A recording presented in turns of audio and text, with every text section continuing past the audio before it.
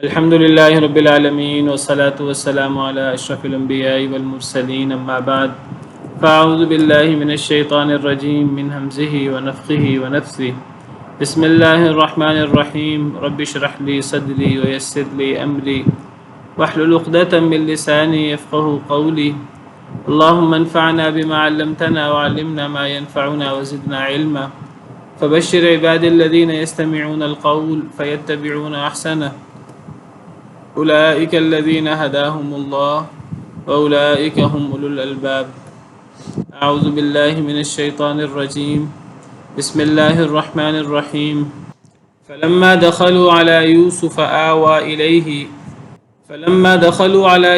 آوى إليه أبويه وقال ادخلوا مصر إن شاء الله آمنين. بس جب وہ داخل ہوئے یوسف علیہ السلام پر، آوا الیہ ابویہ، پناہ دی حضرت یوسف نے، الیہ اپنی طرف، ابویہ اپنے ماں باپ کو، وقال ادخلوا مصر ان شاء اللہ آمنین، اور فرمایا داخل ہو جائیں شہر میں اگر اللہ نے چاہا، آمنین امن کے ساتھ۔ پیچھے ہم نے پڑھا کہ سیدنا یوسف علیہ السلام نے جب بھائیوں کو معافی دی اور کہا تم پہ کوئی ملامت نہیں ہے، تو انہوں نے اس کے ساتھ بھائیوں کو اپنی قمیص دی تھی اور کہا تھا یہ قمیص جا کر میرے باپ پر ڈال دیں تو ان کی بینائی واپس لوٹ آئے گی، اور ساتھ ہی کہا تھا کہ اپنے سب گھر والوں کو مصر لے آؤ۔ تو بھائیوں نے واپس جا کر باپ کے چہرے پر قمیص ڈالی اور باپ کی بینائی واپس لوٹ آئی جیسے یوسف علیہ السلام نے فرمایا تھا، اور بھائیوں نے باپ کے سامنے اپنی کمی کوتاہی کا، اپنی خطاؤں کا اعتراف کیا اور کہا کہ ہمارے لیے آپ استغفار کیجئے۔ تو باپ نے کہا کہ میں عنقریب تمہارے لیے استغفار کروں گا۔ تو اب حضرت یوسف علیہ السلام کے کہنے کے مطابق بھائی خود بھی اور پورا خاندان اب وہ کنعان سے مصر آ گیا۔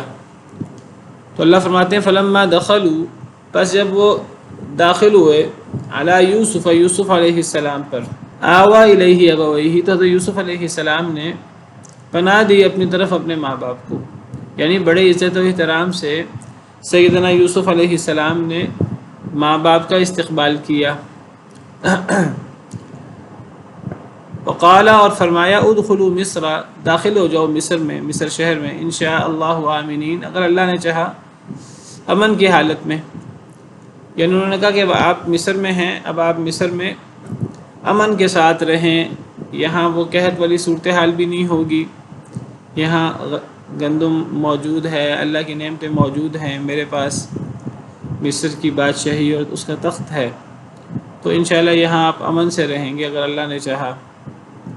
ایسا محسوس ہوتا ہے کہ سیدنا یوسف علیہ السلام نے اپنے ماں باپ کا استقبال کیا سرحد پہ جا کر، اور وہاں جا کر انہیں کہا کہ مصر داخل ہو جائیں، اللہ نے چاہا تو مصر میں داخل ہوں اور یہاں انشاءاللہ آپ کے لیے امن ہوگا۔ تو باقاعدہ سرحدوں پہ جا کر ماں باپ کا استقبال کیا، یہ ماں باپ کے ادب و احترام کا تقاضا ہے۔ واللہ عالم۔ ورفع ابویہ علی العرش، اور بلند کیا اپنے ماں باپ کو علی العرش، تخت پر۔ اب مصر لا کر ماں باپ کو تخت پر بٹھایا، اونچی جگہ پر بٹھایا، اور ماں باپ کو مقام دیا، ان کا عزت و احترام کیا، بہترین انہیں مسند عطا کی۔ وخروا لہ سجدا، اور وہ سب گر پڑے یوسف علیہ السلام کے لیے سجدے میں۔ یہاں بار بار ابویہ کا لفظ ہے، ماں باپ۔ تو سیدنا یوسف علیہ السلام کے پاس جب حضرت یوسف نے بھائیوں سے کہا کہ تم سب بھی اور تمام گھر والوں کو مصر لے آؤ، تو اب ان میں سیدنا یعقوب علیہ السلام باپ بھی تھے اور سیدنا یوسف علیہ السلام کی والدہ بھی تھی۔ بعض مفسرین کا کہنا یہ ہے کہ حضرت یوسف کی والدہ فوت ہو چکی تھیں بنیامین کی پیدائش کے وقت، تو یہ حضرت یوسف علیہ السلام کی والدہ نہیں تھیں، بلکہ حضرت یوسف علیہ السلام کی ستیلی ماں تھیں اور خالہ تھیں، جن سے سیدنا یعقوب علیہ السلام نے بعد میں شادی کر لی تھی، اپنی بیوی کی بہن سے شادی کر لی تھی، حضرت یوسف کی والدہ کی بہن سے۔ بعض مفسرین کی یہ رائے ہے، تو وہ کہتے ہیں کہ وہی حضرت یعقوب اور حضرت یوسف کی وہ ستیلی ماں تھی، تو یہ لوگ مصر پہنچے اور حضرت یوسف علیہ السلام نے انہیں بھائیوں کو اور اپنے ماں باپ کو، باپ سے مراد یعقوب علیہ السلام اور ماں سے مراد ستیلی ماں، لیکن امام ابن جریر طبری وغیرہ دیگر مفسرین نے کہا ہے کہ نہیں، حضرت یوسف علیہ السلام کی حقیقی والدہ ہی تھیں، اسی لیے قرآن کریم جگہ جگہ ابوئی ہی ماں باپ کہہ رہا ہے۔ واللہ عالم۔ تو حضرت یوسف علیہ السلام نے اپنے ماں باپ دونوں کو بلند کیا تخت پر، انہیں تخت پر ایک عزت و احترام کے ساتھ انہیں بٹھایا اور انہیں بڑی اونچی مسند عطا کی۔ وَخَرُّوا لَهُ سُجَّدًا، اور وہ سب گر پڑے حضرت یوسف کے لیے۔ لہو کی ضمیر حضرت یوسف کی طرف لوٹ رہی ہے، کیونکہ اب وہاں حکومت اور اقتدار تو حضرت یوسف علیہ السلام کے پاس تھا، تو وہ سب گر پڑے حضرت یوسف کے لیے سجدے میں۔ بعض مفسرین نے یہ معنی کیا کہ وہ سب حضرت یوسف کے سامنے جھک گئے، انہوں نے حضرت یوسف کے سامنے سر جھکایا، لیکن صحیح معنی یہ ہے واللہ عالم کہ وہ سب سجدے میں گر گئے حضرت یوسف کے لیے، اور یہ سجدہ تعظیمی تھا، تعظیماً حضرت یوسف کے سامنے گر گئے، یہ سجدہ عبادت نہیں تھا۔ سجدہ عبادت کسی کے لیے جائز نہیں ہے اور کبھی بھی کسی کے لیے جائز نہیں رہا، اللہ کے علاوہ کسی کے لیے جائز نہیں رہا، کسی شریعت میں بھی جائز نہیں رہا۔ تو یہ سجدہ تعظیمی تھا جو پچھلی بعض شریعتوں میں جائز تھا۔ حضرت آدم علیہ السلام کو بھی فرشتوں سے سجدہ کروایا اللہ تعالیٰ نے، وہ بھی سجدہ عبادت نہیں تھا کہ حضرت آدم علیہ السلام کی عبادت کے لیے انہوں نے سجدہ کیا تھا، وہ بھی حضرت آدم کی تعظیم اور ان کے احترام کے لیے سجدہ تعظیمی تھا۔ تو یہ بھی جو ہے سجدہ تعظیمی تھا، یہ سجدہ تھا باقاعدہ۔ اور یہ سیدنا یوسف علیہ السلام کے اس خواب کی تعبیر تھی جو انہوں نے دیکھا تھا۔ اس صورت کے شروع میں اللہ تعالیٰ نے وہ خواب بیان کیا ہے، اذ قال لأبيه يا أبت إني رأيت 11 كوكبا والشمس والقمر رأيتهم لي ساجدين، کہ اے ابا جان، میں نے 11 ستاروں کو اور سورج اور چاند کو اپنے لیے سجدہ کرتے دیکھا ہے۔ تو یہاں 11 ستاروں سے مراد 10 بھائی اور بنیامین 11 بھائی، اور سورج اور چاند سے مراد باپ اور ماں۔ تو یہ سجدہ تعظیمی تھا، اور سجدہ تعظیمی پچھلی بعض شریعتوں میں حضرت یعقوب کی، حضرت یوسف کی شریعت میں یہ جائز تھا، لیکن ہماری شریعت میں اس کا جواز منسوخ ہو چکا ہے۔ ہماری شریعت میں جائز نہیں ہے سجدہ تعظیمی، کیونکہ یہ تعظیم اور یہ احترام بزرگوں کا، نبیوں کا، یہ احترام آگے بڑھ کر یہ شرک کی طرف لے جاتا ہے۔ تو ہماری شریعت میں اسے سختی سے منع کر دیا گیا ہے۔ سجدہ عبادت تو کسی طور پہ جائز نہیں ہے، وہ کبھی بھی جائز نہیں رہا، وہ صرف اللہ رب العالمین کے لیے ہوتا ہے۔ سجدہ تعظیمی وہ بھی ہماری شریعت میں اس سے منع کر دیا گیا۔ حدیث مبارکہ میں آتا ہے کہ ایک صحابی وہ تجارت وغیرہ کے لیے یہ روم فارس وغیرہ کے علاقوں میں گئے، اور انہوں نے وہاں جا کر دیکھا کہ وہ لوگ اپنے بڑوں کو تعظیم کے لیے ان کے سامنے سجدہ کرتے ہیں تعظیماً۔ تو انہوں نے دل میں سوچا کہ نبی کریم صلی اللہ علیہ وسلم سے بڑھ کر تعظیم کے لائق کون ہو سکتا ہے؟ آپ حکمران بھی ہیں اور آپ نبی بھی ہیں۔ تو جب وہ واپس مدینہ آئے تو انہوں نے نبی کریم صلی اللہ علیہ وسلم کے سامنے سجدہ کیا تعظیم کے لیے۔ تو نبی صلی اللہ علیہ وسلم نے پوچھا یہ کیا ہے؟ تو وہ کہنے لگے کہ میں نے دیکھا ہے ان علاقوں میں یہ لوگ اپنے بڑوں کو سجدہ کرتے ہیں، تو میں نے مناسب خیال کیا کہ میں آپ کو سجدہ کروں۔ تو آپ نے فرمایا کہ نہیں، میں اس کی اجازت نہیں دیتا، اگر میں نے اس کی اجازت دینی ہوتی تو میں بیوی سے کہتا کہ وہ شوہر کو سجدہ کرے، لیکن آپ نے اس کی اجازت نہیں دی۔ تو ہماری شریعت میں سجدہ تعظیمی بھی منع ہے، اور یہ کیونکہ یہ غلو کی طرف اور شرک کی طرف لے جاتا ہے بزرگوں کے، والعیاذ باللہ۔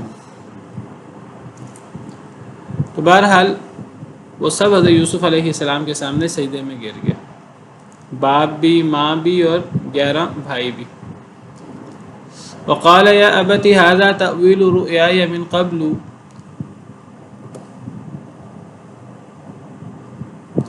حضرت یوسف اور حضرت موسیٰ کے ادوار میں کتنا فرق ہے۔ حضرت موسیٰ علیہ السلام اور حضرت یوسف کے دور میں اللہ کو بہتر پتہ ہے، لیکن محسوس یہی ہوتا ہے جیسے کوئی زیادہ فرق نہیں ہے، تھوڑا فرق ہے، کچھ 2-3 نسلوں کا فرق ہے، واللہ عالم۔ کیونکہ حضرت موسیٰ علیہ السلام کے قصے میں یہ بات ملتی ہے کہ حضرت موسیٰ علیہ السلام جب اپنی قوم کو واعظ نصیحت کرتے ہیں تو حضرت یوسف کے حوالے سے حضرت یوسف کا حوالہ بھی اس میں ملتا ہے۔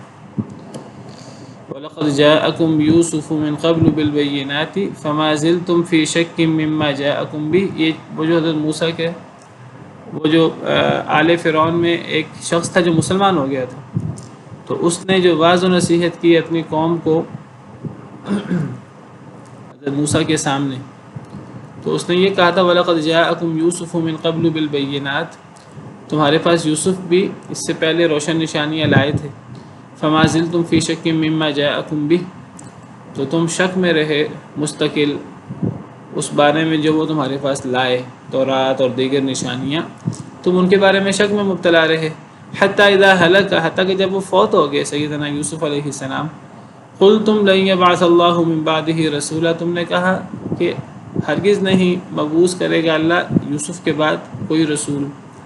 یعنی لوگوں کو طرز عمل کیا ہے کہ لوگ وہ نبیوں کو، نیک لوگوں کو ان کی زندگی میں تو تعظیم، وہ تعظیم اور جو ان کا حق ہے وہ پورا دیتے نہیں ہیں، جب کوئی فوت ہو جاتا ہے تو پھر ان کو بہت مقام دیتے ہیں اور کہتے ہیں اب اس جیسا شخص کبھی آئے گا ہی نہیں۔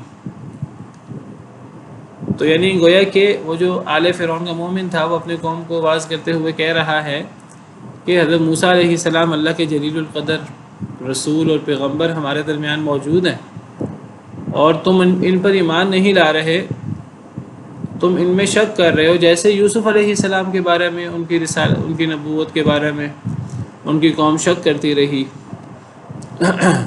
حتیٰ کہ جب وہ فوت ہو گئے تو اس وقت تم نے کہا کہ اللہ تعالیٰ ان کے بعد کسی کو رسول ہی نہیں بنائیں گے، ان سے بڑا رسول ہی کوئی نہیں ہے، ان سے بڑا مرتبے والا ہی کوئی نہیں ہے۔ سیدنا یوسف علیہ السلام کا مقام اور مرتبہ بہت بڑا تھا۔ نبی کریم صلی اللہ علیہ وسلم نے بھی فرمایا، آپ سے سوال ہوا کہ سب سے معزز شخص کون ہے،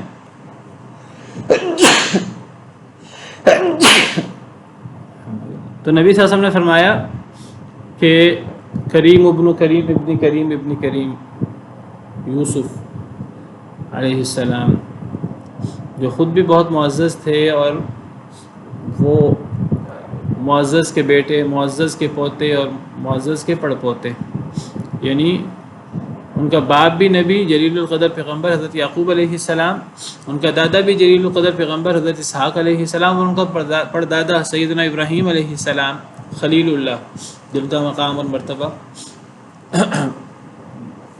بہت بڑا ہے۔ تو اس سے پتہ لگتا ہے کہ سیدنا یوسف علیہ السلام اور سیدنا پہلے حضرت یوسف ہیں، پھر حضرت موسیٰ ان کے بعد آئے ہیں، اب درمیان میں کتنا فاصلہ ہے اللہ بہتر جانتے ہیں۔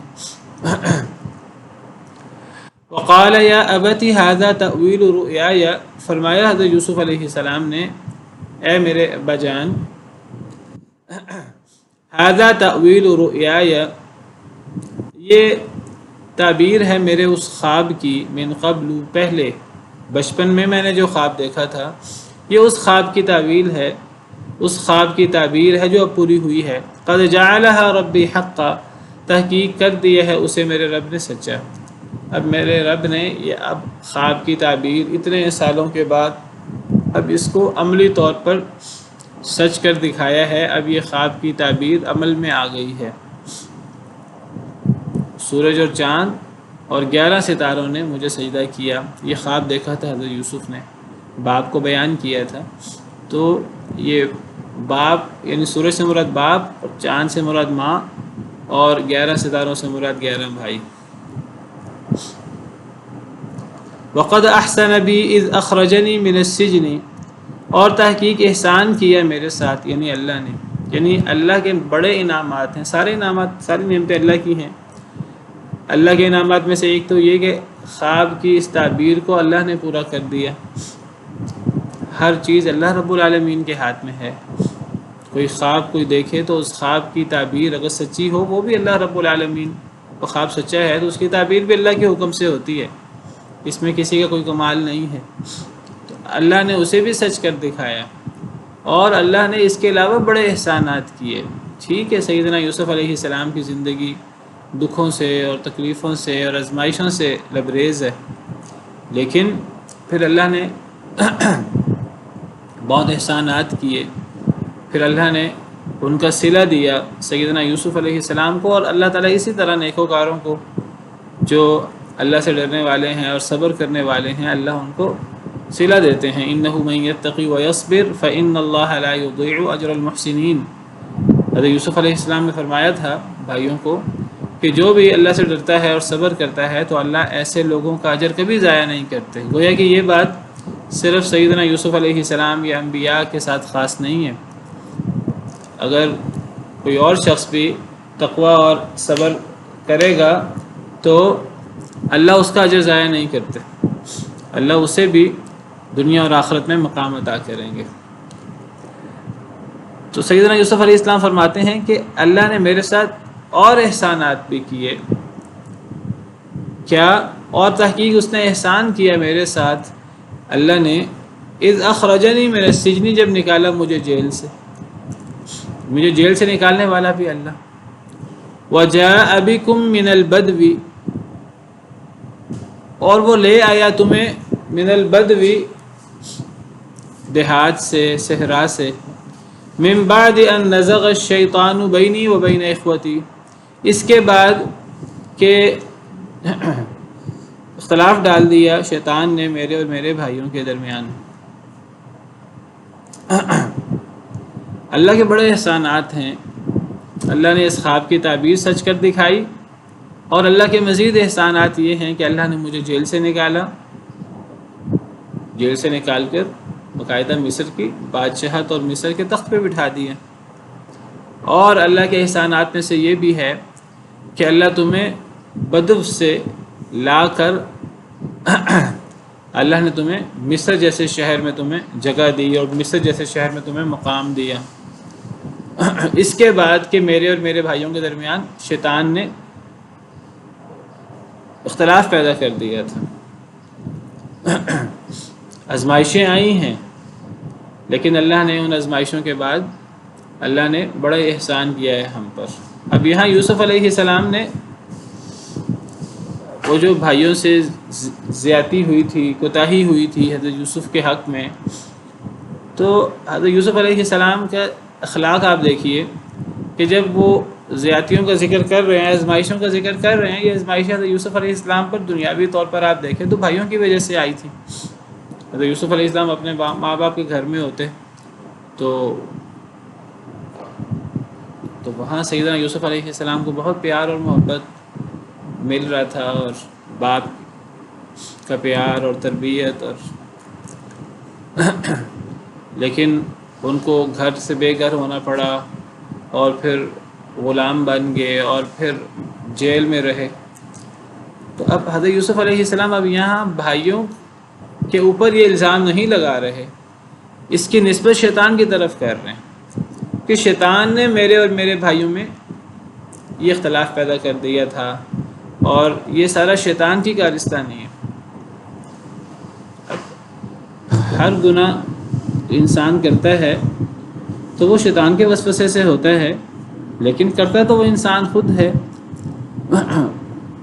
انسان کا اپنا ارادہ ہو تو پھر وہ انسان کرتا ہے، شیطان تو وسوسہ ڈالتا ہے۔ تو اب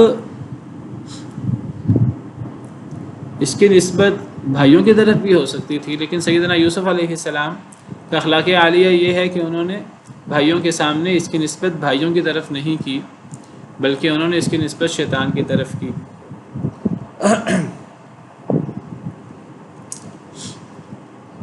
یہ بات پہلے کئی دفعہ ہو گئی ہے کہ جب انسان کوئی نیکی کرتا ہے تو اس کی نسبت انسان کی طرف بھی ہو سکتی ہے اور اللہ کی طرف بھی ہو سکتی ہے۔ انسان کی طرف اس لیے نسبت ہو سکتی ہے کہ انسان اپنے اختیار سے، اللہ نے اختیار دیے ہے، اس اختیار کا صحیح استعمال کر کے انسان نیک رستے کو چنتا ہے، اور اسی لیے انسان کے لیے پھر دنیا اور آخرت میں نعمتیں ہوتی ہیں اس نیکی کی وجہ سے۔ اللہ کی رحمت شامل حال ہوتی ہے اس نیکی کی وجہ سے، اور اس نیکی کی نسبت اللہ کی طرف بھی ہو سکتی ہے، اس لیے کہ انسان کو نیکی بدی کا اختیار اللہ نے دیا ہے۔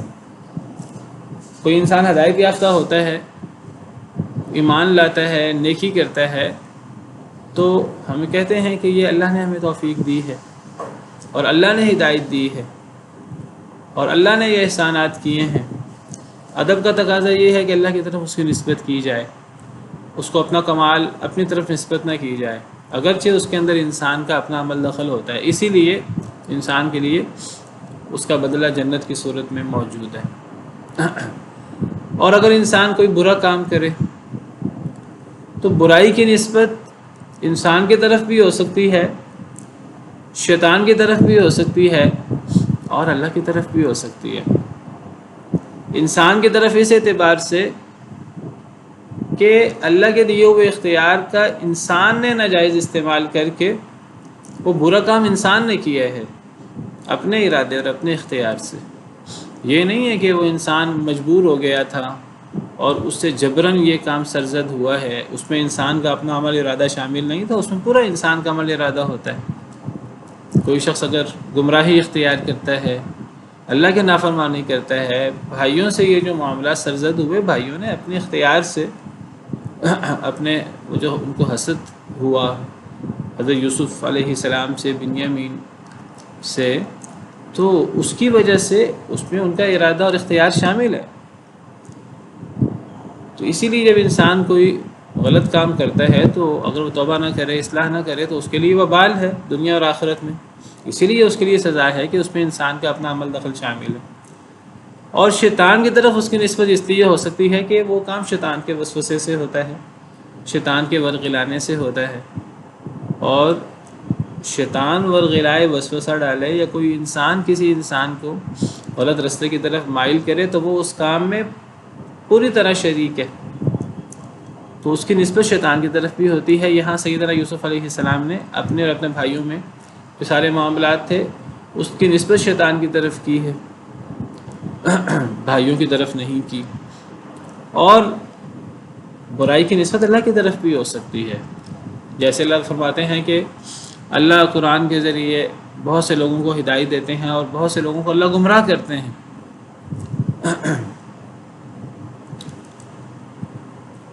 تو برائی کی نسبت اللہ کی طرف ہو سکتی ہے، اللہ کی طرف اس لیے ہو سکتی ہے کہ وہ اللہ کے دیے ہوئے اختیار سے انسان گناہ کرتا ہے۔ اگر اللہ اختیار نہ دیتا انسان کو گناہ کرنے کا تو انسان گناہ بھی نہ کر سکتا۔ فرشتے اور دیگر مخلوقات اللہ کی نافرمانی کرنے کا سوچ بھی نہیں سکتے، کر ہی نہیں سکتے، ان کے پاس اختیار ہی نہیں ہے، یہ پاور ہی نہیں ہے۔ تو جب اللہ نے انسان کو اختیار دیا ہے جائز کا، ناجائز کا، شکر گزار بننے کا یا ناشکری کرنے کا، تو جب انسان اس اختیار کا ناجائز استعمال کرتا ہے تو اس کی نسبت انسان کی طرف بھی ہو سکتی ہے کیونکہ وہ یہ کام کر رہا ہے، اور اللہ کی طرف بھی ہو سکتی ہے کیونکہ اللہ کے دیے ہوئے اختیار سے اس نے یہ کام کیا ہے، یہ اللہ کا ارادہ کونیہ ہوتا ہے۔ تو یہ بات گزر چکی ہے تفصیل کے ساتھ کئی مرتبہ۔ تو یہاں سیدنا یوسف علیہ السلام نے برائی کی نسبت شیطان کی طرف کی ہے۔ ادب کا تقاضا یہ ہے، میں نے ذکر کیا کہ برائی کی نسبت اللہ کی طرف ہو سکتی ہے، لیکن ایک مسلمان اللہ کے بارے میں جو اس کی محبت اور ایک اللہ کا ادب اور احترام اور کبریائی کا تقاضا یہ ہے، ادب کا تقاضا یہ ہے اللہ کی طرف برائی کی نسبت نہ کی جائے۔ ایک نیک شخص اگر ایک مسلمان جب اس سے گناہ ہو تو وہ اس کی نسبت اللہ کی طرف نہ کرے۔ ادب کا تقاضا یہ ہے انسان برائی کی نسبت یا اپنی ذات کی طرف کرے یا شیطان کی طرف کرے۔ یعنی اگر میں آپ کے سامنے موجود ہوں تو میں جو کچھ بیان کر رہا ہوں اگر یہ صحیح ہے تو یہ اللہ کی طرف سے ہے، اللہ کی توفیق سے ہے، اور اگر اس میں غلطی ہے اور اس میں کمی کوتاہی ہے تو یہ میری اور شیطان کی طرف سے۔ ادب کا تقاضا یہ ہے کہ اللہ کی طرف برائی کی نسبت نہ کی جائے۔ ویسے بھی یہ چیز مد نظر رکھیں کہ اللہ شر کا خالق تو ہے، شر کو پیدا اللہ نے کیا ہے، من شر ما خلق، لیکن اللہ شر کے فاعل نہیں ہوتے، شر کا صدور اللہ سے نہیں ہوتا۔ اللہ برا کام نہیں کرتے کبھی بھی، اگرچہ اچھائی برائی ہر چیز کے خالق اللہ رب العالمین ہے۔ یعنی انسان سچ بولتا ہے اللہ کی توفیق سے، انسان اللہ کے دیے ہوئے اختیار سے سچ بولتا ہے، اور انسان جھوٹ بولتا ہے تو اللہ کے دیے ہوئے اختیار سے انسان جھوٹ بولتا ہے، لیکن جھوٹ کا صدور اللہ سے نہیں ہوتا۔ نعوذ باللہ من ذالک، ہم نہیں کہہ سکتے اللہ نے جھوٹ بولا، نعوذ باللہ نعوذ باللہ۔ اللہ کے دیے ہوئے اختیار سے انسان اپنی زبان کا غلط استعمال کر کے خلاف واقعہ بات کر کے جھوٹ بولتا ہے، اگرچہ اس کی نسبت اصولی طور پر اللہ کی طرف ہو سکتی ہے کہ اللہ نے اختیار دیا ہے انسان کو جھوٹ بولنے کا بھی،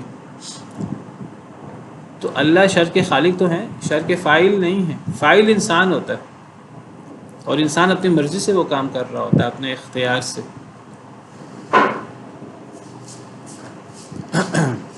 تو اسی لیے شیطان کے لیے، انسان کے لیے جزا اور سزا موجود ہے۔ تو یہاں سیدنا یوسف علیہ السلام نے اپنے اور اپنے بھائیوں کے اختلاف کا ذکر کیا جو سارے ان آزمائشوں کی ظاہراً وجہ بنا، تو اس کی نسبت سیدنا یوسف علیہ السلام نے شیطان کی طرف کی، اور کہا کہ شیطان نے میرے اور میرے بھائیوں میں اختلاف ڈالا۔ اس اختلاف کے بعد آزمائشیں آئیں کافی، مجھ پر بھی اور بھائیوں پر بھی، باپ پر بھی۔ تو اب اللہ نے ہم پر بڑے احسانات کیے ہیں، یہ سارے احسانات اللہ کے ہیں۔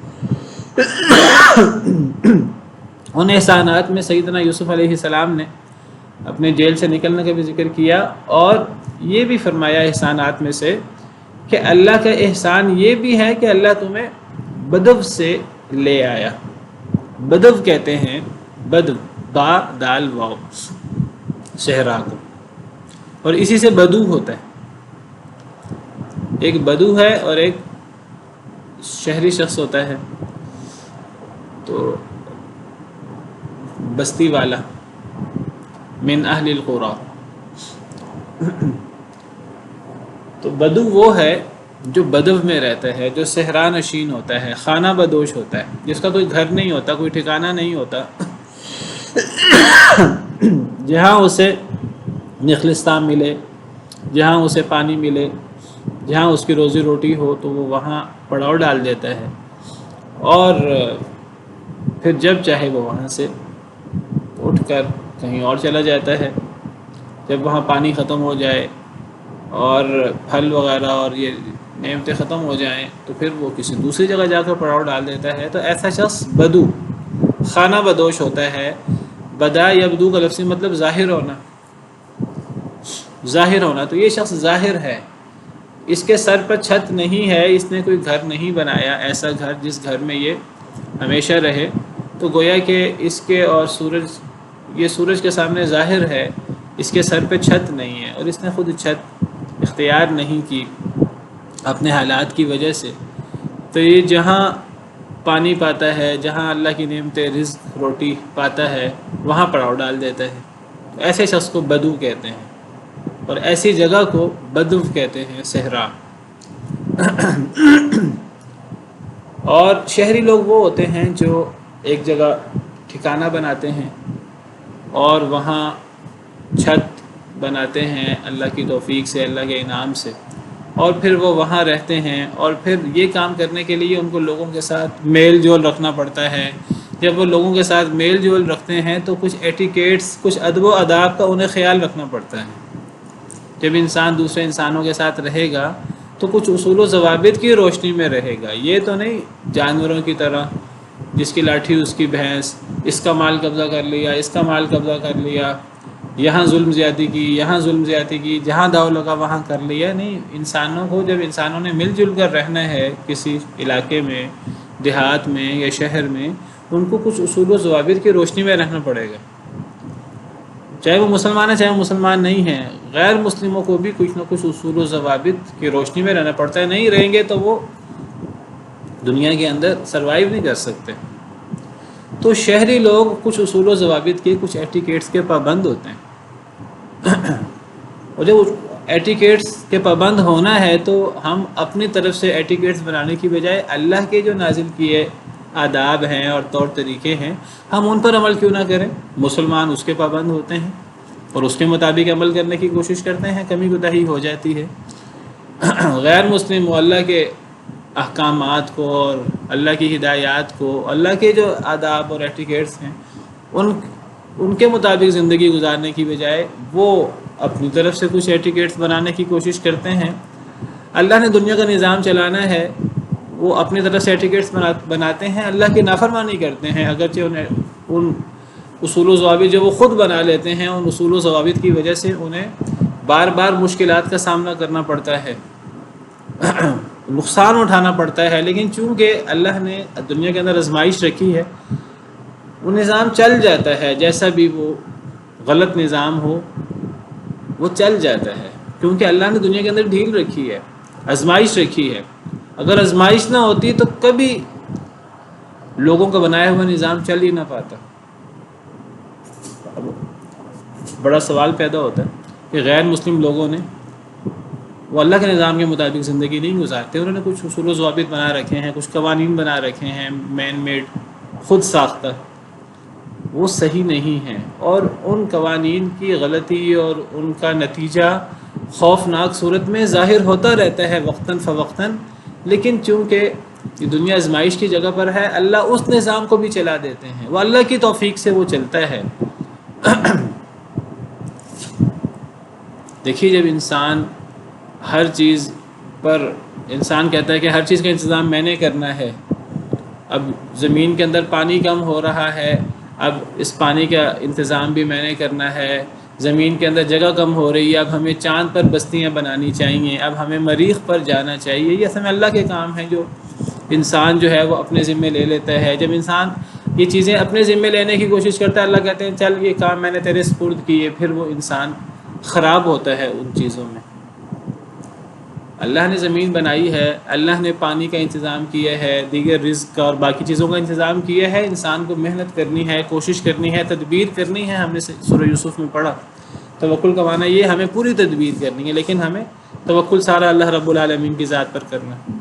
ایک شخص اگر عہدہ اور اختیار کے لیے خود اپنے آپ کو پیش کرتا ہے، احادیث مبارکہ سے پتہ لگتا ہے کہ اللہ اس کو اس کے حوالے کر دیتے ہیں، اب میں تیرا ذمہ دار نہیں ہوں، اب تو اپنے معاملات کا خود ذمہ دار ہے۔ اور ایک انسان اپنے معاملات کا ذمہ دار کیسے ہو سکتا ہے؟ انسان ناقص ہے۔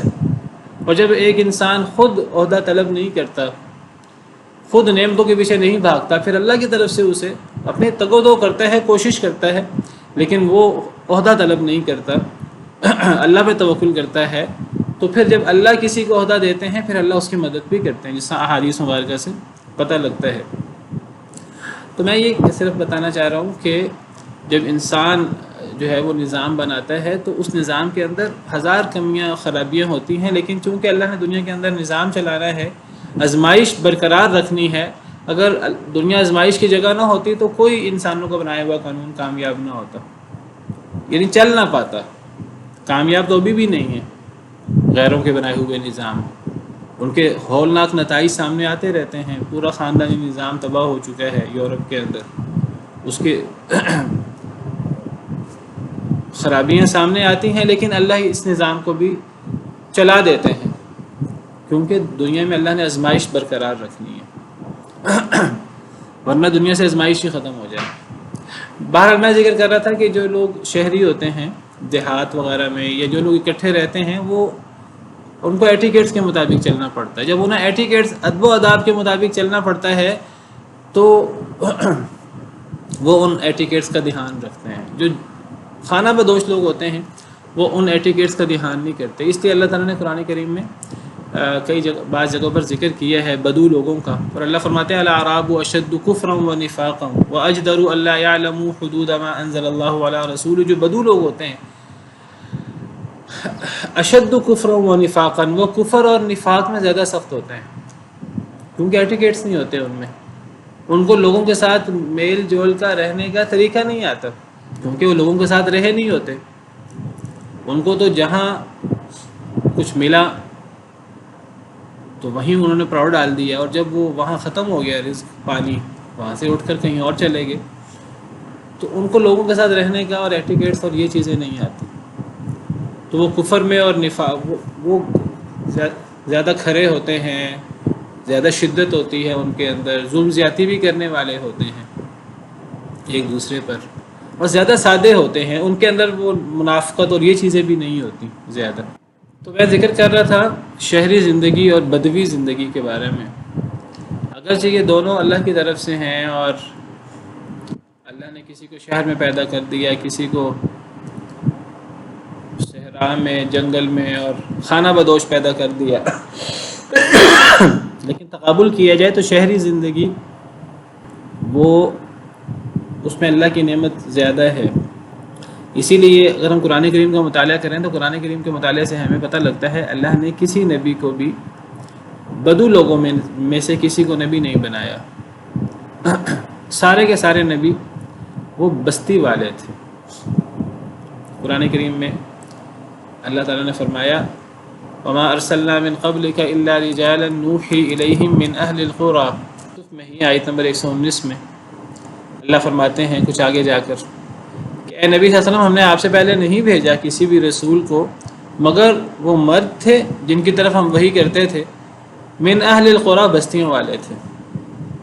یعنی سارے کے سارے نبی مرد تھے، کوئی نبی خاتون نہیں تھی، اور سارے کے سارے نبی بستیوں والے تھے، کوئی نبی بدو میں سے نہیں تھا.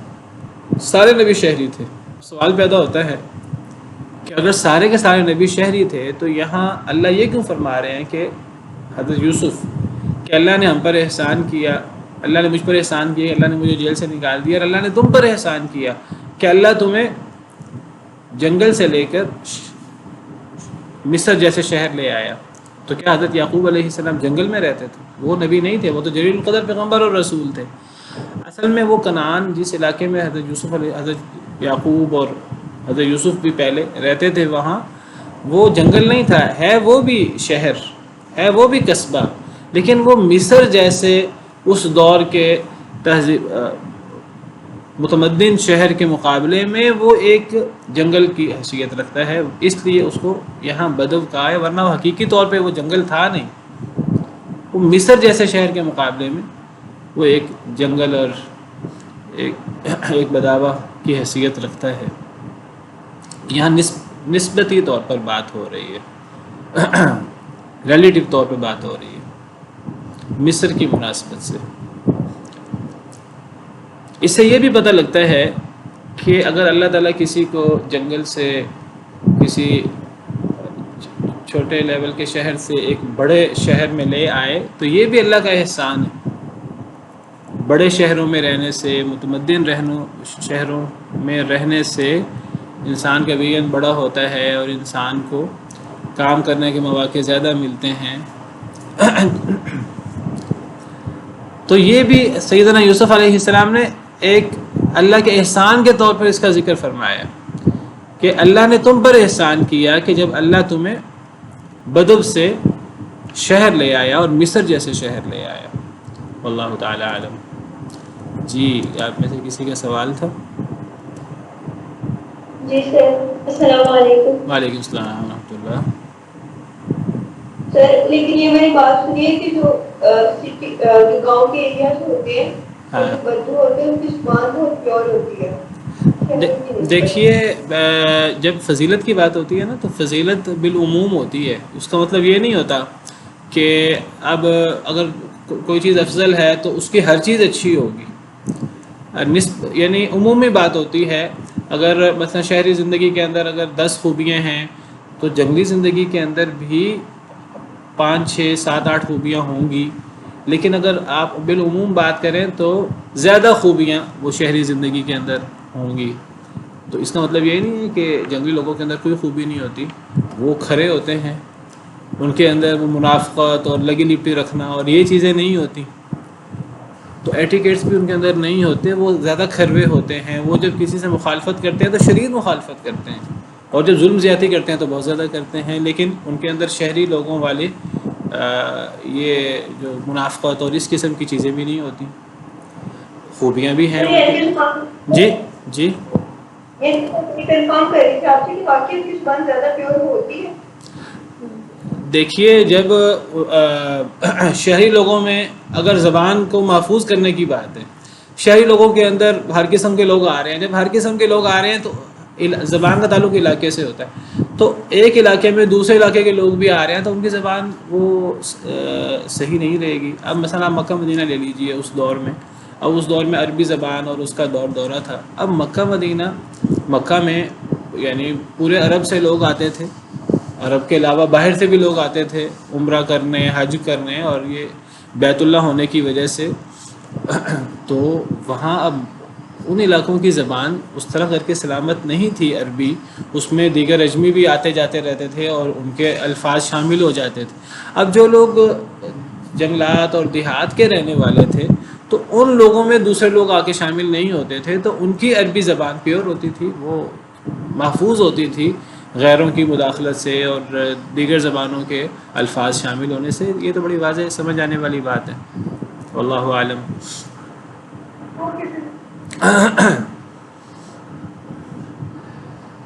تو یہاں اللہ تعالیٰ کا احسان کے طور پر سیدنا یوسف فرما رہے ہیں کہ اللہ نے مجھ پر احسان کیا جب اللہ نے مجھے جیل سے نکالا, اور اللہ کا احسان یہ بھی ہے کہ اللہ تمہیں دیہات سے لے آیا, تمہیں بدو سے لے آیا. مصر کے مقابلے میں کنعان کو بدو کہا.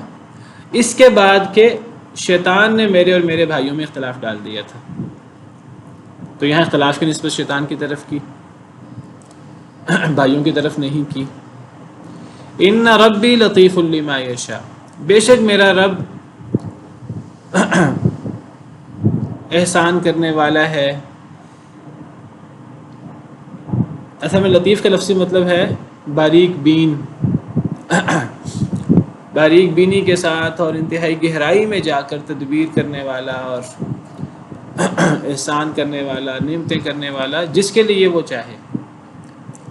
اللہ کی تدبیر بڑی باریک ہوتی ہے, بڑی گہرائی ہوتی ہے اس کے اندر, اور اللہ بہت باریک بین ہے, گہرائی تک ہر چیز سے واقف ہے.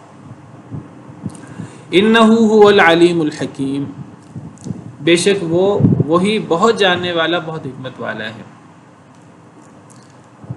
رب قد آتیتنی من الملک وعلمتنی من تأویل الاحادیث. پہلے سیدنا یوسف علیہ السلام اپنے ماں باپ سے اور اپنے بھائیوں سے مخاطب ہیں اور اللہ کے احسانات کا ذکر کر رہے ہیں. اب سیدنا یوسف علیہ السلام اللہ سے دعا کر رہے ہیں اپنی ذات کے بارے میں. ربی, اے میرے رب, اصل میں یا ربی ہے, اے میرے رب, قد آتیتنی من الملک, تحقیق آپ نے دی مجھے بادشاہت, وعلمتنی من تأویل الاحادیث, اور آپ نے سکھایا مجھے خوابوں کی تعبیر کا علم. فاطر السماوات والارض, اے آسمان و زمین کو پہلی دفعہ پیدا کرنے والے. انت ولی فی الدنیا والآخرہ, تو ہی میرا ولی ہے, میرا دوست ہے, میرا مددگار ہے, میرا مولا ہے. فی الدنیا والآخرہ, دنیا اور آخرت میں. یعنی میرا اعتماد اور میرا توکل آپ پر ہے, اور آپ ہی میرے لیے دنیا اور آخرت میں سب کچھ ہیں. توفنی مسلماً, فوت کرنا مجھے اسلام کی حالت میں. والحقنی بالصالحین, اور ملا دینا مجھے نیکوکاروں کے ساتھ. اب یہ دعا ہے, بڑی زبردست دعا ہے, اللہ کی تعریف ہے, اللہ کی شان ہے. اللہ کی تعریف اور اللہ کی شان اور اللہ کے احسانات بیان کرنے کے ساتھ دعا کے اندر انسان کو اللہ کی تعریف کرنی چاہیے، اللہ کو اللہ کے اسماء حسنہ صفات علیہ کا واسطہ دینا چاہیے اور اللہ کی تعریف کرنی چاہیے۔ اصل میں دعا کا مغز یہ ہے کہ انسان دعا کے اندر اصل چیز یہ نہیں ہے کہ انسان اپنی حاجت بیان کرے، انسان کی حاجت کا انسان سے زیادہ اللہ کو پتہ ہے۔ دعا کے اندر اصل یہ ہے کہ انسان اپنی عاجزی، اپنی بے بسی اور اللہ رب العالمین کی عظمت اور اللہ رب العالمین کی شان بیان کرے جتنی بیان کر سکتا ہے، یہ دعا کا اصل ہے۔ تو سیدنا یوسف علیہ السلام اللہ سے دعا کر رہے ہیں اور اللہ سے دعا کرتے ہوئے اللہ کے احسانات کا ذکر کر رہے ہیں، اللہ کی شان بیان کر رہے ہیں، اور پھر اللہ تعالیٰ کے سامنے اپنا مدعا اور دعا کر رہے ہیں اللہ تعالیٰ سے، اے اللہ آپ نے مجھ پر احسانات کیے کہ آپ نے مجھے بادشاہت دی، مصر کی بادشاہت میرا کوئی کمال نہیں ہے، یہ سراسر آپ کا انعام ہے۔ آپ نے مجھے خوابوں کی تعبیر سکھائی۔ سیدنا یوسف علیہ السلام نبی تھے اور وحی کی روشنی میں خوابوں کی تعبیر کرتے تھے، اور اللہ نے خاص طور پہ آپ کو خوابوں کی تعبیر کا علم سکھایا تھا، اور یہ اللہ کی طرف سے اللہ کا احسان تھا۔ اور پھر اللہ کی تعریف ہے کہ اللہ تعالیٰ زمین و آسمان کو نئے سرے سے پیدا کرنے والے ہیں۔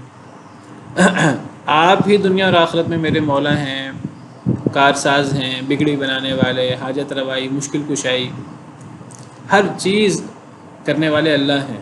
تمام اختیارات اللہ کے پاس ہیں اور کسی کے پاس نہیں ہے، خدائی اختیارات میں سے کوئی ذرہ بھی کسی کے پاس نہیں ہے۔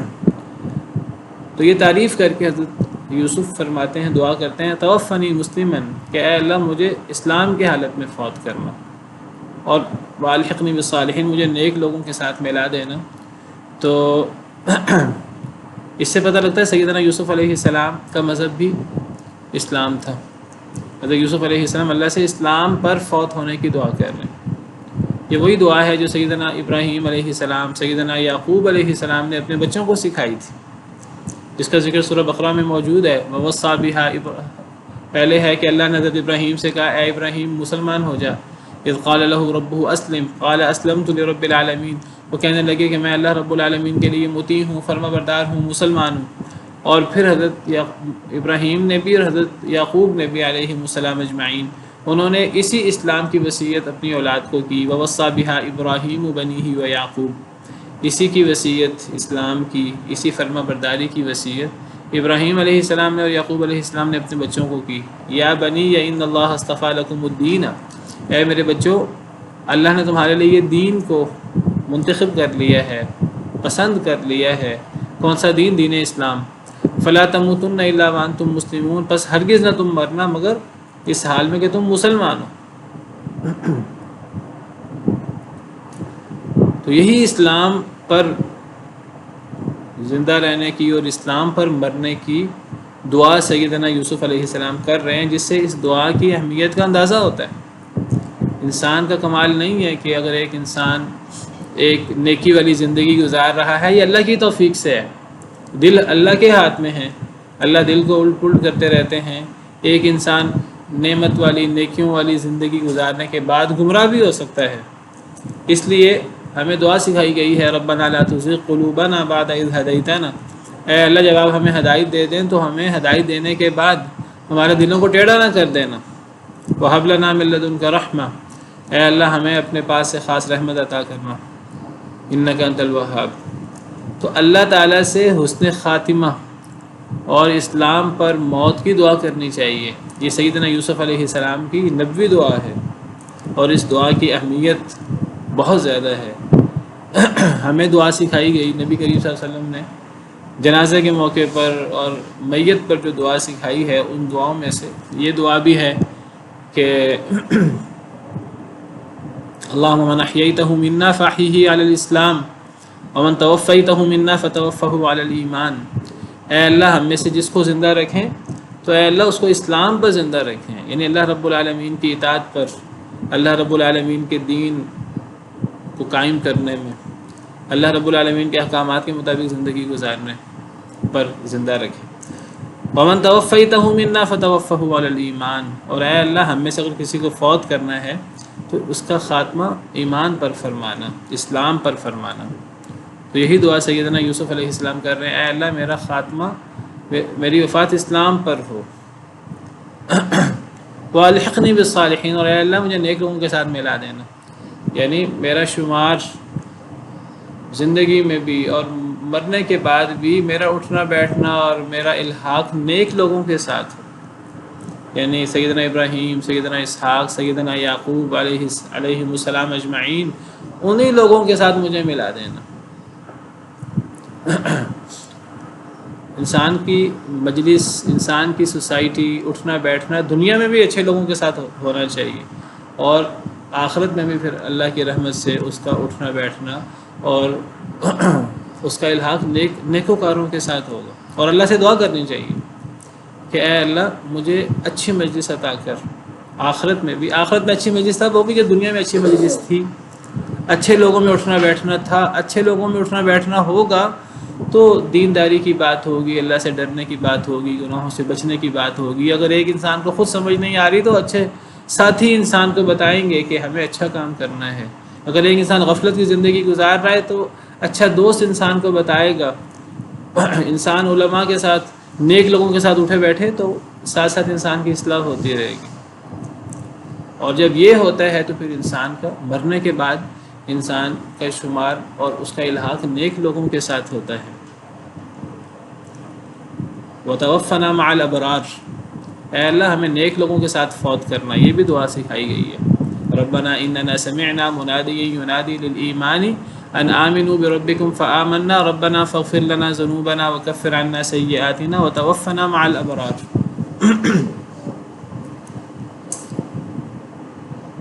قیامت کے دن آپ کو پتہ ہے سارے دوست جو دنیا میں جن کے تعلق تھے وہ سارے تعلق ناطے ختم ہو جائیں گے قیامت کے دن۔ فَإِذَا نُفِخَ فِي الصُّورِ فَلَا أَنْسَابَ بَيْنَهُمْ يَوْمَئِذٍ، جب سور پھونکا جائے گا کوئی نسب باقی نہیں رہے گا، بھائی بھائی کا دشمن بن جائے گا، اولاد ماں باپ کے دشمن بن جائے گی، کوئی نسب کوئی تعلق باقی نہیں رہے گا۔ لیکن جو ایمان کا تعلق ہے، نیکی کا تعلق ہے، وہ قیامت کو بھی باقی رہے گا، وہ مرنے کے بعد بھی باقی رہتا ہے۔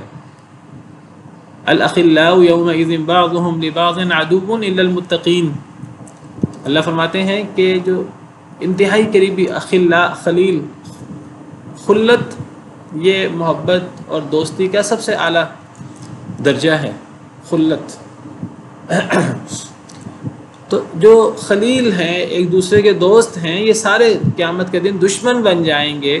الاخلاء یومئذ بعضهم لبعض عدو، یہ سب ایک دوسرے کے دشمن بن جائیں گے، الا المتقین، سوائے متقی لوگوں کے۔ نیک لوگوں کی خلت اور نیک لوگوں کی دوستی اور ان کا تعلق قیامت کو بھی، مرنے کے بعد بھی برقرار رہے گا، اور قیامت کے دن وہ ایک دوسرے کے ساتھ ہوں گے اور ایک دوسرے کی رفاقت میں وہ خوش ہوں گے نیک لوگ، اور وہ تذکرہ کریں گے دنیا کے اندر ہم نیکی کے بارے میں اکٹھے ہوتے تھے، تو وہ قیامت کے دن بھی اکٹھے ہوں گے، جنت میں بھی اکٹھے ہوں گے، ان کی دشمنی نہیں ہوگی۔ باقی جو لوگ نیک نہیں ہیں، دنیاوی مفادات ہیں، دنیاوی مقاصد ہیں، ان کا دنیا کے اندر کتنا تعلق کیوں نہ ہو، وہ ان کا تعلق دشمنی میں بدل جائے گا، ان کی رشتہ داری اور ان کا بھائی بھائی کا دشمن ہو جائے گا، اولاد ماں باپ کی دشمن ہو جائے گی، شوہر بیوی کا دشمن ہو جائے گا۔ دنیا کے مفادات تو سارے مفادات کی وجہ سے دنیا کے تعلقات۔ تو یہ بہت زبردست دعا ہے، توفنی مسلما والحقنی بالصالحین، اے اللہ مجھے اسلام پر فوت کرنا اور اے اللہ میرا الحاق نیک لوگوں کے ساتھ کرنا۔ ذالک من انباء الغیب نوحیہ الیک، یہ غیب کی خبروں سے ہے جو ہم وحی کر رہے ہیں آپ کی طرف اے اللہ کے رسول صلی اللہ علیہ وسلم۔ وما كنت لديهم اذ اجمعوا امرهم وهم يمكرون، اور نہیں تھے آپ ان کے پاس جب انہوں نے اتفاق کیا اپنے معاملے پر، جب انہوں نے اکٹھ کیا اپنی تدبیر پر اور اپنے معاملے پر، آپ ان کے ساتھ نہیں تھے۔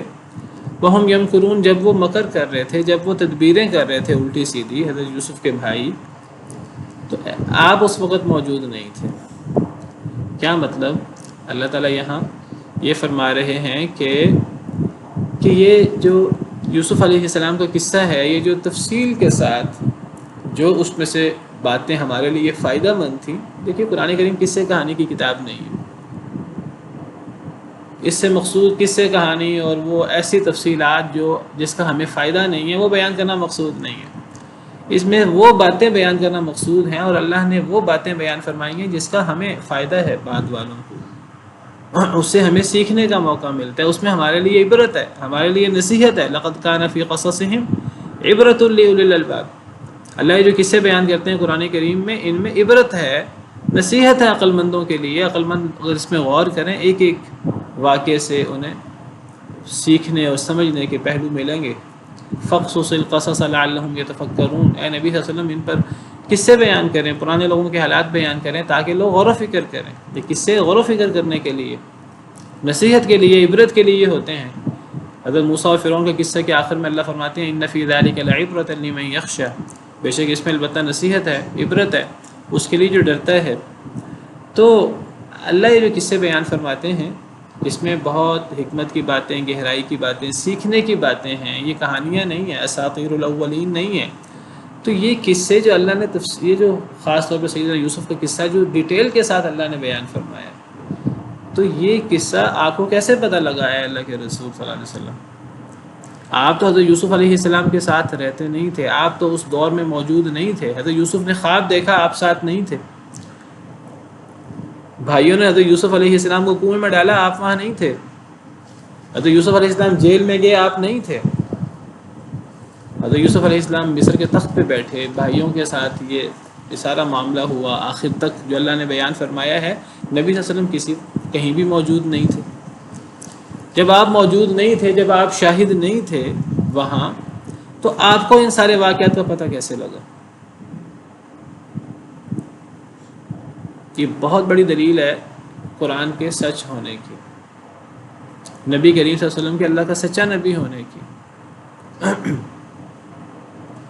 یہ نبی صلی اللہ علیہ وسلم نے یہ سچا قصہ تفصیلات کے ساتھ، جو تفصیل اللہ نے بتانی تھی وہ تفصیل اللہ نے بتائی، اور یہ قصہ نبی صلی اللہ علیہ وسلم نے آپ پر وحی ہوا اللہ کی طرف سے، اور نبی صلی اللہ علیہ وسلم نے یہ قصہ آگے صحابہ کرام کو بیان کیا امت کے لیے۔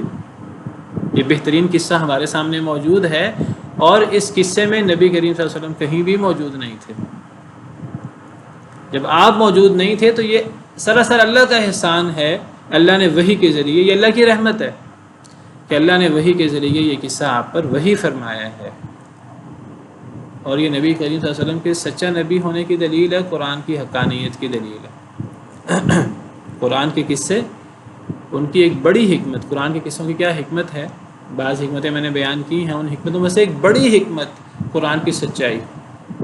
سورہ یوسف کے شروع میں اللہ فرماتے ہیں نحن نقص علیک احسن القصص بما اوحینا الیک ھذا القرآن، اے نبی صلی اللہ علیہ وسلم ہم آپ پر یہ قصہ بیان کر رہے ہیں، نحن نقص علیک احسن القصص، یہ سب سے بہترین قصہ ہے جو اللہ تعالیٰ بیان کر رہے ہیں تفصیل کے ساتھ، اور بما اوحینا الیک ھذا القرآن، اس سبب سے جو ہم نے آپ پر قرآن وحی کیا، یہ قرآن کے سچا ہونے کی دلیل ہے یہ قصہ، اور دیگر قصے بھی۔ تو یہ غیب کی خبریں ہیں جو ہم آپ پر وحی کرتے ہیں۔ وما کنت لدیہم، آپ وہاں موجود نہیں تھے، آپ ان کے پاس نہیں تھے جب انہوں نے اپنے معاملے میں اکٹھ کیا، حضرت یوسف کو کنویں میں ڈالنے کے بارے میں انہوں نے اکٹھ کیا، قتل کر دیں کہ کسی زمین میں پھینک آئیں یا کنویں میں ڈال دیں، جب وہ یہ سارے مشورے کر رہے تھے آپ تو موجود نہیں تھے، تو ان کے اس مشوروں کا آپ کو کیسے پتہ لگا، ان کے کنویں میں ڈالنے کا آپ کو کیسے پتہ لگا؟ جب انہوں نے آ کر باپ کو غلط سلط جھوٹی کہانی سنائی کہ جی جھوٹا خون لے کر آ گئے کہ جی بھیڑیا کھا گیا ہے، جب وہ یہ تدبیریں کر رہے تھے حضرت یوسف کے ساتھ، اپنے باپ کے ساتھ، آپ تو وہاں موجود نہیں تھے، تو آپ کو کیسے پتہ لگا؟ اللہ کی وحی سے پتہ لگا۔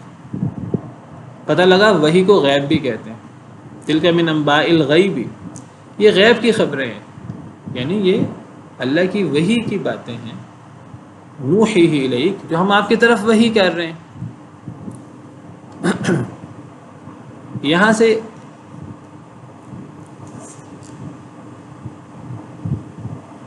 علم الغیب کا مسئلہ بھی حل ہوتا ہے کہ اللہ کے علاوہ کوئی عالم الغیب ہے کہ نہیں۔ اللہ تعالیٰ صراحت سے نفی کر رہے ہیں نبی کریم صلی اللہ علیہ وسلم سے کہ نبی کریم صلی اللہ علیہ وسلم آپ عالم الغیب نہیں ہیں، آپ کو اس قصے کا نہیں پتہ تھا، آپ ان واقعات کے وقت موجود نہیں تھے، یہ غیب کی خبریں اللہ نے وحی کی ہیں آپ پر، جتنی اللہ نے وحی کی اتنی آپ کو علم ہو گئی، جو اللہ نے وحی نہیں کی وہ آپ کو علم نہیں ہوا۔ حضرت یوسف علیہ السلام جیل میں کتنا عرصہ رہے اللہ نے نہیں بیان کیا، ہمیں نہیں معلوم۔ دیگر تفصیلات جو اللہ نے نہیں بیان کی ان کا نہیں معلوم، جتنا اللہ نے بیان کر دیا اتنا پتہ ہے۔ وہی بات جو فرشتوں نے کی تھی، لا علم لنا الا ما علمتنا، اے اللہ نے پوچھا، حضرت آدم علیہ السلام کی فضیلت کی بات ہو رہی تھی، تو فرشتوں نے کہا آدم کو پیدا کرنے کی کیا ضرورت ہے، تسبیح ہم کرتے ہیں۔ تو اللہ نے آدم علیہ السلام کو نام سکھا دیا، اور اللہ نے فرشتوں سے کہا ان چیزوں کے نام تم بتاؤ۔ تو فرشتے کہنے لگے لا علم لنا الا ما علمتنا، اے اللہ جو آپ نے سکھایا ہے وہ تو ہمیں پتہ ہے، جو آپ نے نہیں سکھایا ہمیں اس کا علم نہیں ہے۔ تو اس دنیا میں سب سے زیادہ علم نبیوں کے پاس ہوتا ہے اللہ کے سکھانے سے، لیکن نبیوں کے پاس اتنا علم ہوتا ہے جتنا اللہ نے سکھایا ہوتا ہے۔ وَعَلَّمَكَ مَا لَمْ تَكُنْ تَعْلَمْ، نبی صلی اللہ علیہ وسلم کے حوالے سے اللہ فرماتے ہیں اے نبی صلی اللہ علیہ وسلم اللہ نے آپ کو وہ سکھایا جو آپ نہیں جانتے تھے۔ وَكَانَ فَضْلُ اللَّهِ عَلَيْكَ عَظِيمًا، اللہ کا آپ پر بہت بڑا فضل ہے کہ اللہ نے آپ کو سکھایا، آپ کو سکھانے والا، آپ پر وحی کرنے والا اللہ ہے، لیکن اتنا ہی آپ کو علم ہے جتنا اللہ نے بتایا، جتنا نہیں بتایا وہ علم نہیں ہے۔ تو علم غیب کسے کہتے ہیں؟ علم غیب ہر چیز کے علم کو کہتے ہیں، اس میں یہ نہیں ہوتا کہ اتنا پتہ ہے اور اتنا نہیں پتہ، ہر چیز کا اس میں علم ہوتا ہے۔ یہ کیسا علم غیب ہوا کہ جتنا اللہ نے بتا دیا اتنا پتہ ہے کسی کو، اور جتنا نہیں بتایا اتنا نہیں پتہ؟ یہ کیسا علم غیب ہوا؟ کسی نبی کو یہ نہیں پتہ قیامت کب آنی، کسی کو نہیں پتہ۔ غیب کی چابیاں کسی کو نہیں پتہ۔ وعنده مفاتح الغیب لا يعلمها الا هو، غیب کی چابیاں اللہ کے پاس ہیں جنہیں اللہ کے علاوہ کوئی نہیں جانتا۔ بہت ساری چیزیں ہیں، خاص طور پہ 5 چیزیں: قیامت کا علم، بارش کا علم، رحموں میں کیا ہے، کسی نے کل کیا کرنا ہے اور کسی نے کہاں فوت ہونا ہے۔ ان اللہ عنده علم الساعة وينزل الغيث ويعلم ما في الارحام وما تدري نفس ماذا تكسب غدا وما تدري نفس بأي ارض تموت۔ یہ غیب کی چابیاں ہیں 5، انہیں اور دیگر بہت سی چیزیں نبی بھی نہیں جانتے، ولی بھی نہیں جانتے، فرشتے بھی نہیں جانتے، جن بھی نہیں جانتے، اللہ کے علاوہ کوئی نہیں جانتا۔ تو یہ ہے غیب۔ غیب کے بارے میں ہمارا عقیدہ کیا ہونا چاہیے؟ نبیوں اور ولی غیب جانتے کہ نہیں جانتے؟ ہمارا عقیدہ ہونا چاہیے اللہ جتنے غیب پر کسی کو مطلع کر دیں، کسی کے سامنے اللہ غیبی بات جتنی کھول دیں اتنی اس کو پتہ لگ جاتی ہے۔ اللہ کی طرف سے اللہ مطلع کر دیتے ہیں کسی کو غیب پر، بعض غیبی امور پر۔ وما كان الله ليطلعكم على الغيب، اللہ تم میں سے ہر شخص کو غیب پر مطلع نہیں کریں گے، ہر شخص کے سامنے غیب نہیں کھولیں گے۔ ولیکن اللہ یجتبی من رسولہ من یشاء، لیکن اللہ رسولوں میں سے جسے چاہتا ہے اللہ چن لیتا ہے، اور اللہ اسے غیب کی بعض باتوں پر مطلع کر دیتا ہے۔ جیسے اللہ نے نبی کریم صلی اللہ علیہ وسلم کو قصہ یوسف میں سے جو باتیں اللہ نے مناسب سمجھی اللہ نے بتا دی۔ سورہ یوسف میں جو باتیں اللہ نے بتائیں اتنی باتیں پتہ لگ گئی نبی کریم صلی اللہ علیہ وسلم کو، ورنہ نبی کریم صلی اللہ علیہ وسلم موجود نہیں تھے۔ اور یہ انداز قرآن کریم میں آپ کو کئی قصوں کے بعد ملے گا۔ حضرت نوح کا قصہ سورہ ہود میں ہم نے پڑھا، وہاں بھی یہی آیت ہم نے پڑھی، تلک من انباء الغیب نوحیھا الیک، یہ غیب کی خبریں جو ہم آپ پر وحی کر رہے ہیں۔ ما کنت تعلمھا انت ولا قومک من قبل ھذا، ان باتوں کو نہ آپ جانتے تھے اس سے پہلے، نہ آپ کی قوم جانتی تھی۔ جب تک اللہ نے یہ باتیں آپ پر وحی نہیں کی آپ کو ان باتوں کا بھی نہیں پتہ تھا، اور جب اللہ نے وحی کی ہیں تو آپ کو اس وحی کے بعد ان باتوں کا پتہ لگا جو اللہ نے بتا دی ہیں، باقی باتوں کا بھی نہیں پتہ۔